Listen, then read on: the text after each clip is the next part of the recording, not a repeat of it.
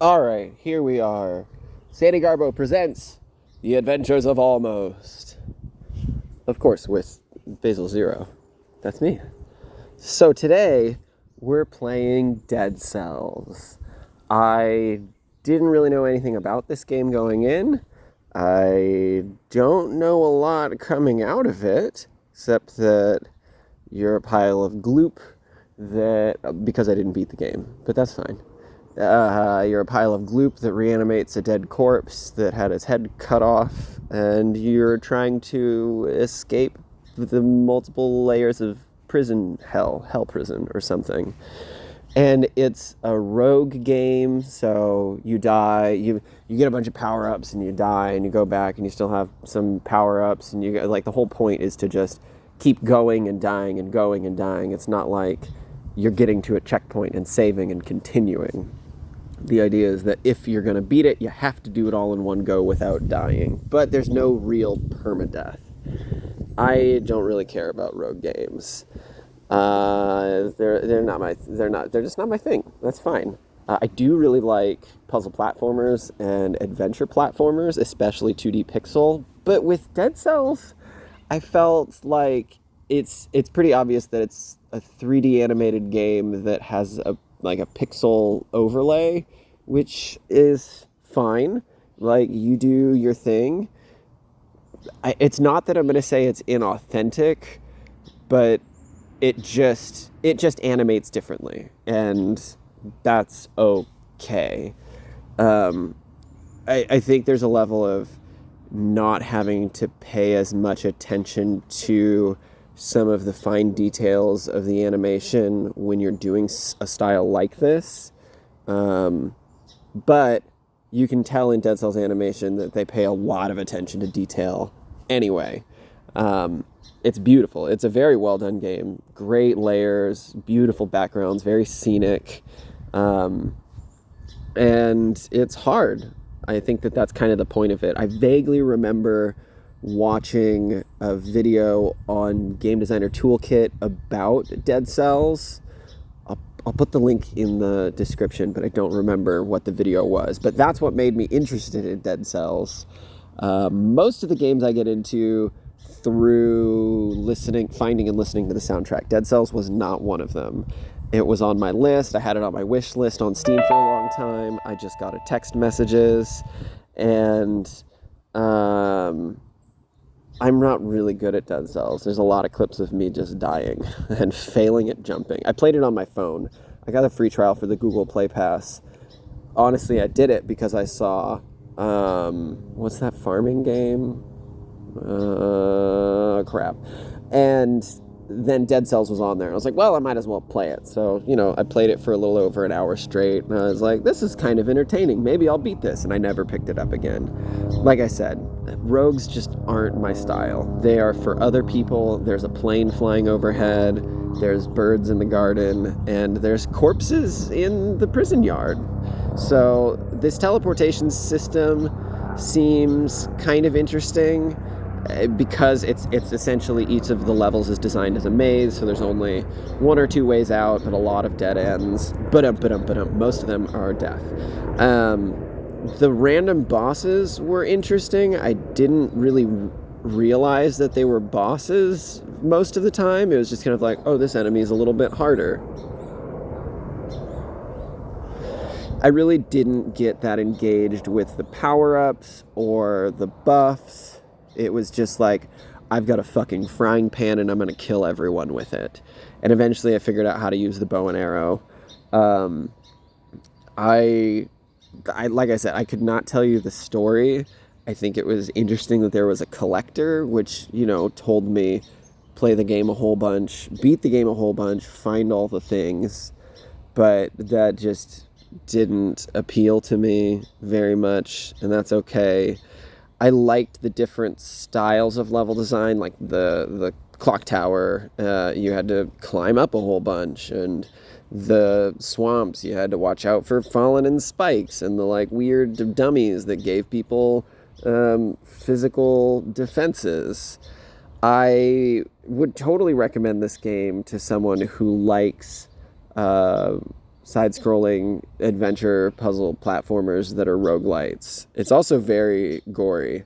And I like the little animation of the main character giving the thumbs up and kicking in the treasure boxes. I think there were some cute touches. But I would not really recommend it on mobile. I know it wasn't designed on mobile, but as you can see, a lot of me failing jumping, partially because I didn't know the controls. I didn't know you could like down stomp, but I ended up doing that anyway.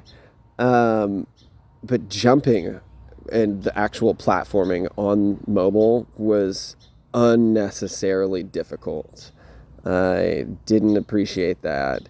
I figured, I got better as I went on, but I don't think it was because I got better at the game. I like to pretend that I'm good at platforming games and timing and rhythm and all of that, but this one, what really got me was that the controls, like the sensitivity of the controls. And maybe that's just all mobile games.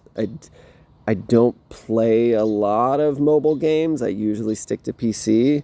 So maybe just all mobile platforming games are really finicky with their controls and they're difficult to do good, accurate platforming with. I don't know. There was a nice range of baddies. It was cool that they fit each of the themes. All of the music was very forgettable to me. Sorry. And you had different color palettes for different scenes. When you're up on the ramparts, you've got these big wide open spaces to run through. When you're in the caverns, it's all dark and tight and a little claustrophobic.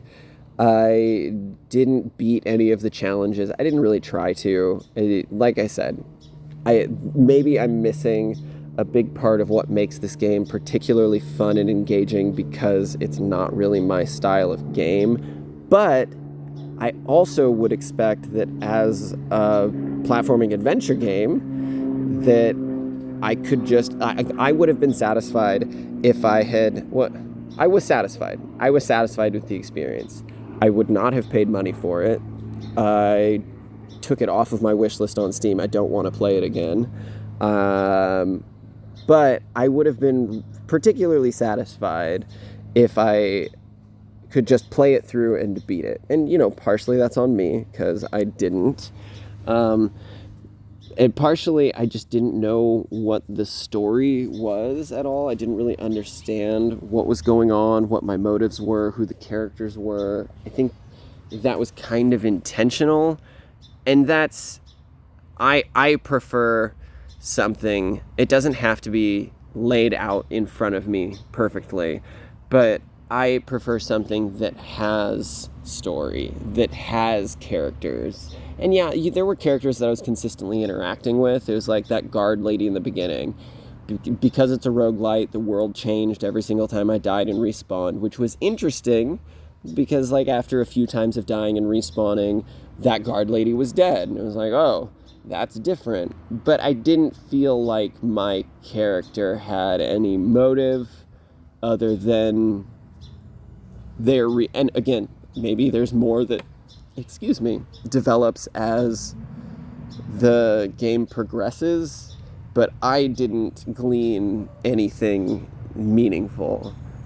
And that sounds like I need a game to spoon feed me narrative, but one of my favorite games of all time is Hollow Knight. And Hollow Knight has so many, and I don't want to just directly compare these things, but I will speak briefly of Hollow Knight. Oh great, there's a garbage truck coming through. Hollow Knight has so much narrative in the backgrounds, in the environments, and in the character interactions that it builds a world that you feel like you're living in. Dead Cells felt almost like an arcade game, which again is fine if that's the style. Okay. Yes, thank you for picking up my trash. I forgot last week and I have extra bags. Your truck is very loud. I bet it's difficult to be a garbage person. I bet it's really difficult to be a garbage person. Not a person who is garbage. I bet it's difficult to be a garbage truck driver. Those trucks are very they're difficult. Anyway, I didn't pick up anything in the narrative. It's very much just an arcade game, and that's okay. I just wanted more. Especially since there were minor hints towards like, oh, the collector, oh, you're one of the ones who were reanimated. And then there was the bar when you respawned of all of the characters, but there was never anything to latch onto. There was never anything that made me intrigued and want to find an answer to anything. It was just hack and slash. Again, which is fine. I just wanted more than that, which is why I only played it for an hour and then I didn't have any problems never picking it up again. The boss fight was fine. Maybe it would have been more interesting if I was trying to do the challenges, but it was all just, I didn't feel like there was a lot of strategy to any of the fighting other than, oh, this one drops bombs, better watch out. This one has a shield, better watch out. It didn't feel like there was a lot of diversity, and I could just button mash with and maybe that was the style they were going for, I could just button mash with my frying pan and murder everything into explosions of blood, and there you go. I think my favorite part of the game overall... Oh, good, the garbage truck is back.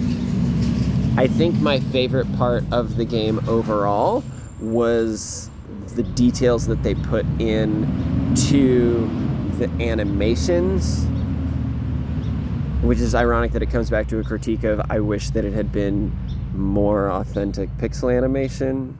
Anyway, I'm gonna get out of here. Okay, thanks, bye. Bye.